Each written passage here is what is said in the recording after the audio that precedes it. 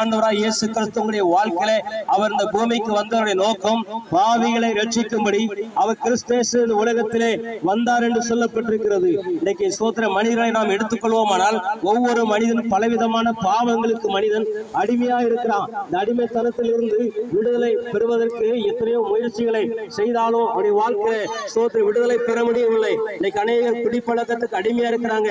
எவ்வளவுதான் மாத்திரை மருந்துகள் எவ்வளவோ எடுத்தாலும் அவருடைய வாழ்க்கையை சோத்திரம் அதிலிருந்து மாற முடியவில்லை. பலவிதமான போதை வஸ்துகளுக்கு மனிதன் அடிமையா இருக்கிறான். அதிலிருந்து எனக்கு விடுதலை பெற முடியவில்லை.